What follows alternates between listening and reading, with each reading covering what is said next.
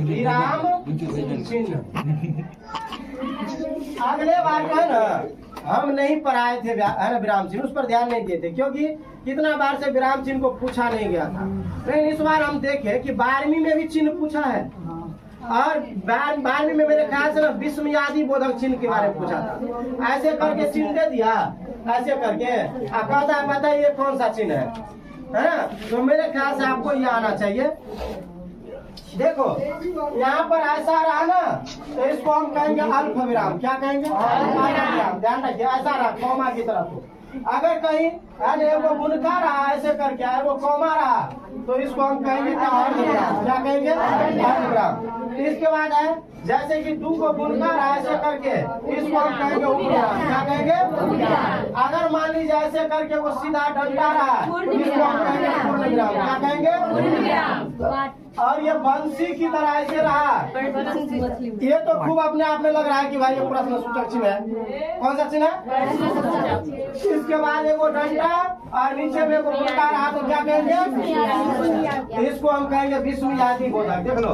और इसके बाद अगर ऐसा रहा माइनस के चिन्ह तो उसको हम संयोजन कहेंगे। क्या कहेंगे? संयोजन करना। और तब आता है क्या? विवरण चिन्ह। क्या आता है? अगर ऐसे करके बुनका ये रहा तो इसको हम कहेंगे विवरण चिन्ह। क्या कहेंगे? विवरण चिन्ह। और यहाँ पर देखिए एडवर्टेड कॉमा इसको कहता है ना, एडवर्टेड कॉमा, एडवर्टेड कॉमा ऐसे करके रहेंगे और ये ऐसे करके रहेंगे, इसको हम एडवर्टेड कॉमा कहेंगे है ना। जहाँ पर आप क्या आ जाएंगे या है ना इसको हम कहेंगे अर्धविराम। क्या कहेंगे? उद्धरण चिन्ह। क्या कहेंगे इसको? सॉरी इसको उद्धरण चिन्ह कहेंगे। क्या कहेंगे? उद्धरण चिन्ह। और इसके बाद आ जाएगा पोस्ट। देखिए ऐसे करेंगे ये आ जाएंगे, इसको हम क्या कहेंगे? पोस्टक चिन्ह। क्या कहेंगे? और अगर मान लीजिए एक्स एक्स करके चिन्ह आ जाए ऐसे करके इसको हम लोक चिन्ह कहेंगे। क्या कहेंगे? और अगर आ जाएंगे ऐसे करके देखिए ऐसे करके आ जाए इसको हम पुनरुक्ति सूचक चिन्ह कहेंगे। क्या कहेंगे? और अगर मान लीजिए ऐसे करके रहा ऐसे करके इसको हम कहेंगे लाघव चिन्ह। क्या कहेंगे? लाघव चिन्ह। देखिए ये चिन्ह को आपको याद कर लेना है। ये चिन्ह को क्या करना है? याद, क्योंकि चिन्ह पूछ सकता है और आप लोगों को चिन्ह आना चाहिए, पूछ सकता है। तो हमने आप लोगों को ये चिन्ह भी बता दिए। और बार बार कहते हैं आप लोगों को परिभाषा नहीं पूछा जाता है। व्याकरण में क्या नहीं पूछा जाता है? परिभाषा व्याकरण में नहीं पूछा जाता है। आपको ऐसे ही एक नंबर जाकर के रहेगा जिसका ज्ञान आपको होना चाहिए। और आप लोगों को कह देते हैं यदि आपका कल है एग्जाम तो आप व्याकरण में जो जो हम पढ़ाए हैं उसको एक बार जरूर देख लीजिएगा।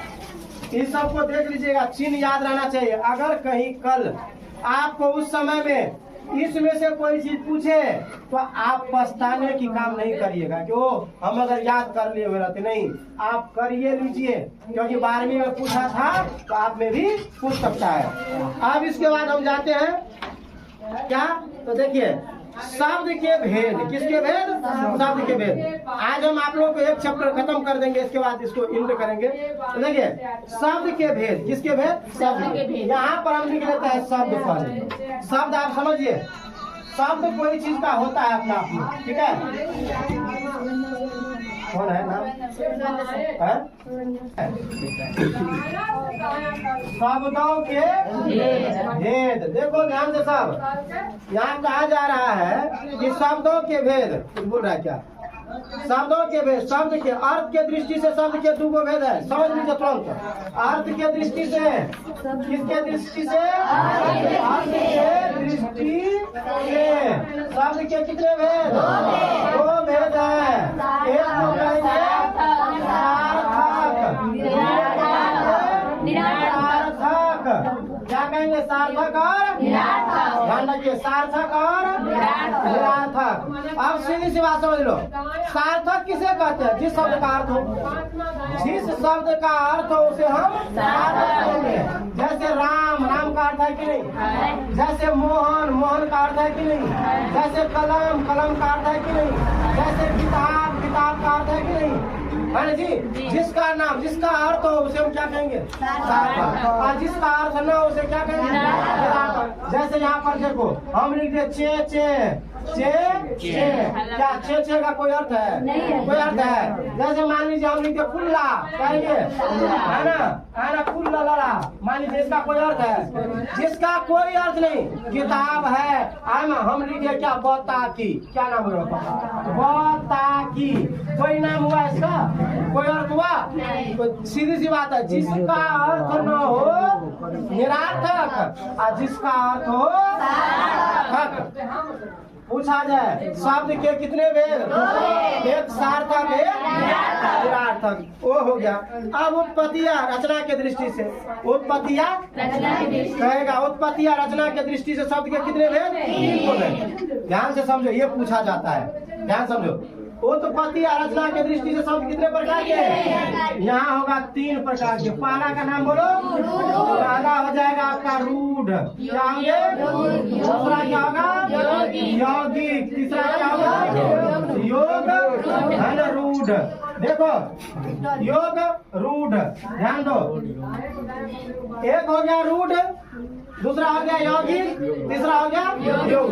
ये कहते हैं रूढ़ किसे कहते हैं? रूढ़ शब्द जो है जिनका है ना कोई भी खंड सार्थक न हो, रूढ़ उसे कहेंगे जिसका खंड तो कर देंगे लेकिन उसका कोई अर्थार्थक नहीं होगा। जैसे मान लीजिए यहाँ पर हम रूढ़ में करेंगे किताब लिखेंगे, क्या लिखेंगे? क्या किताब को टुकड़ा करेंगे तो कोई अर्थ निकलेगा?